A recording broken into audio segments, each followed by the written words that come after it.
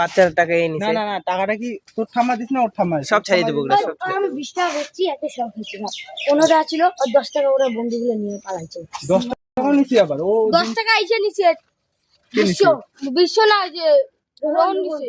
যখন নিছি হ্যাঁ, 5 টাকা তুই নিবি। 5 টাকা দে। আমি 5 টাকা না, ওর ঠামাকে দিয়ে আসবো আমি। ওকে দে ওর 5 টাকা। ওর কাছে 5 টাকা খাইছে। দে টাকা দে, ওর টাকা দে। বাচ্চার টাকাটা নিছিস। 10 টাকা খাই যায় না। হ্যাঁ ওইটাই তো 10 টাকা দিছে আর কি আরো কেন? আমি এই টাকাটা তোর বালের অজুহাত আমি শুনতে চাই না, আমি ওর শুনতে চাই না। ওর টাকা তুই ওকে দিয়ে দে বাস। ওর ঠাম আমাদেরকে বলে এসে কেউ যদি মারে টারে ও এসে ধাওয়া দেবে। ও সবসময় মাঠে থাকে ঢলু।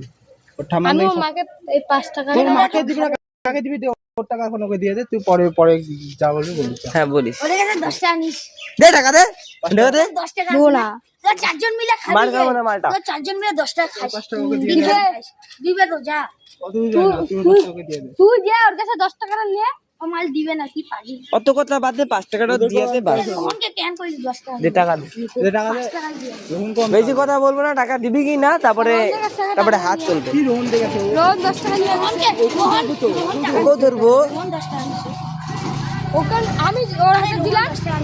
ও একটু পরে যা তোর মাকে তোর ঠামাকে দিয়া কবো ছেকর কাছে 20 টাকা ছিল না। রোহনরা 10 টাকা নিয়ে জানিছে। ভালো 5 টাকা ছিল নেবি বিড়ি কি খেতে। রোহনকে আসলে